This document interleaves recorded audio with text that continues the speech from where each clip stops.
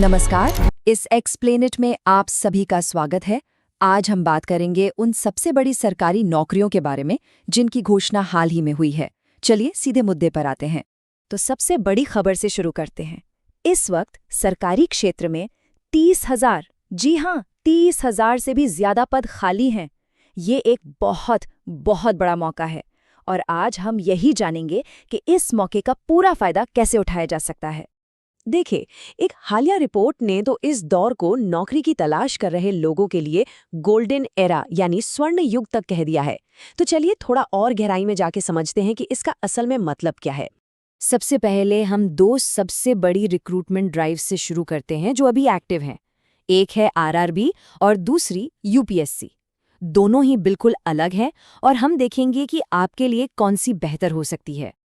अब ये स्लाइड देखिए, ये बहुत दिलचस्प है। ये दिखाती है कि मौके कितने अलग अलग तरह के हैं। एक तरफ है रेलवे की हजारों टेक्निकल नौकरियां, 22,000 से ज़्यादा, जो उन लोगों के लिए परफेक्ट हैं जिनके पास कोई वोकेशनल स्किल है। और दूसरी तरफ है देश के सबसे बड़े प्रशासनिक पद, जिनके लिए चाहिए एक ग्रेजुएशन डिग्री और बहुत ही ज़बरदस्त तैयारी। तो अगर किसी ने 10वीं पास की है या आईटीआई की योग्यता है तो रेलवे भर्ती बोर्ड की ये ग्रुप डी भर्ती एक शानदार मौका हो सकता है। इसमें पॉइंट्समैन, ट्रैक मेंटेनर और असिस्टेंट जैसे पद शामिल हैं जो असल में भारतीय रेलवे की रीढ़ की हड्डी हैं। और ये रही आरआरबी प्रोसेस की सबसे ज़रूरी तारीखें। देखिए, आवेदन 2 मार्च को बंद हो रहे हैं और परीक्षा मई में होने की उम्मीद है। मतलब तैयारी के लिए अब ज़्यादा वक्त नहीं बचा है। अच्छा, इसका जो सिलेक्शन प्रोसेस है वो 4 स्टेज में होता है। पहला कंप्यूटर पर टेस्ट होगा, फिर फिजिकल फिटनेस टेस्ट, उसके बाद डॉक्यूमेंट वेरिफिकेशन और आखिर में मेडिकल एग्जाम। तो ये एक पूरी प्रक्रिया है जो नॉलेज से लेकर फिटनेस तक सब कुछ परखती है। ये है कंप्यूटर बेस्ड टेस्ट का पूरा पैटर्न। 90 मिनट में 100 सवाल हल करने होंगे और मेन सब्जेक्ट्स हैं जनरल साइंस, मैथ्स, रीजनिंग और जनरल अवेयरनेस। अच्छी बात यह है कि सब कुछ 10वीं क्लास के लेवल का ही होगा, तो यहाँ स्पीड और एक्यूरेसी दोनों बहुत ज़रूरी होंगे। चलिए अब बात करते हैं दूसरी बड़ी भर्ती की, यानी यूपीएससी सिविल सर्विसेज एग्जाम की। ये वो परीक्षा है जो आईएएस, आईपीएस और आईएफएस जैसी भारत की टॉप ब्यूरोक्रेटिक सेवाओं का दरवाज़ा खोलती है। यूपीएससी की टाइमलाइन हमेशा बहुत सख्त होती है। आवेदन करने की आखिरी तारीख 24 फरवरी है। तो अगर आप इसके लिए सोच रहे हैं तो बिल्कुल भी देर मत कीजिए और फॉर्म भर दीजिए। अच्छा, इस साल एक बहुत बड़ा बदलाव आया है। अब फॉर्म भरते समय एक लाइव फोटो खींचनी होगी। अब ये क्यों? ये बेसिकली धोखाधड़ी को रोकने के लिए एक बहुत ज़रूरी कदम है, ताकि पूरी प्रक्रिया में पारदर्शिता बनी रहे। और हाँ, इसका एक और फायदा है, इससे बाद में डॉक्यूमेंट वेरिफिकेशन का प्रोसेस भी काफ़ी आसान हो जाएगा। आरआरबी और यूपीएससी के अलावा भी मौके हैं। जो पब्लिक सेक्टर अंडरटेकिंग्स हैं, यानी पीएसयू, वो टेक्निकल स्किल्स वाले कैंडिडेट्स के लिए बहुत ही शानदार मौके लेकर आए हैं। ये रही कुछ टॉप पीएसयू वैकेंसीज की एक झलक। जैसा कि आप देख सकते हैं, एनटीपीसी, आईओसीएल और एनएलसी जैसी बड़ी कंपनियों में इंजीनियर और अप्रेंटिस के सैकड़ों पद खाली हैं।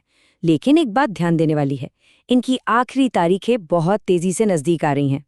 अब सिर्फ भर्तियों की बात नहीं है, कुछ पॉलिसीज में भी बदलाव हुए हैं जिन्हें समझना बहुत ज़रूरी है, क्योंकि इन्होंने कई सरकारी नौकरियों के लिए एलिजिबिलिटी के नियम ही बदल दिए हैं। और ये एक बहुत बड़ी खबर है। ओडिशा, तेलंगाना और आंध्र प्रदेश जैसे कई राज्यों ने सरकारी नौकरियों के लिए जो अपर एज लिमिट होती है उसे बढ़ा दिया है। सोचिए, ये उन कैंडिडेट्स के लिए एक सुनहरा मौका है जो पहले उम्र की वजह से अप्लाई नहीं कर पा रहे थे। ये रही राज्यवार पूरी डिटेल। यहाँ एक बात नोट करने वाली है कि कुछ छूट परमानेंट है तो कुछ टेम्परेरी, इसलिए अगर आप एलिजिबल हैं तो इस मौके का फायदा उठाने के लिए फौरन अप्लाई कर देना चाहिए। और आखिर में चलिए कुछ ऐसी स्ट्रैटेजिक टिप्स पर बात करते हैं जिनसे आपका एप्लीकेशन बाकियों से अलग दिखे और आप उन आम गलतियों से बच सकें जो अक्सर लोग करते हैं। पहली और सबसे ज़रूरी टिप, अपने सीवी को जॉब डिस्क्रिप्शन के हिसाब से बनाइए। जो जॉब एडवर्टाइजमेंट है उसमें से कीवर्ड्स ढूंढिए और उन्हें अपने एप्लीकेशन में शामिल कीजिए। इससे आपके चुने जाने के चांस काफ़ी बढ़ जाते हैं। दूसरी टिप, 48 घंटे का नियम याद रखिए। लास्ट मिनट की भागदौड़ और टेक्निकल दिक्कतों से बचने के लिए आखिरी तारीख से कम 2 दिन पहले अपना एप्लीकेशन जमा कर दीजिए। अक्सर आखिरी घंटों में वेबसाइट्स क्रैश हो जाती हैं। और तीसरी सबसे ज़रूरी टिप, इंस्ट्रक्शंस को बहुत ध्यान से पढ़िए। एक छोटी सी भी गलती, जैसे गलत फाइल फॉर्मेट या कोई डॉक्यूमेंट मिस हो जाना, आपके एप्लीकेशन को सीधे सीधे रिजेक्ट करवा सकती है। तो हज़ारों मौके आपके सामने हैं। अब ये फैसला करने का वक्त है कि आपकी योग्यता, आपके कौशल और आपके लक्ष्यों के लिए सबसे सही रास्ता कौन सा है। शुभकामनाएं।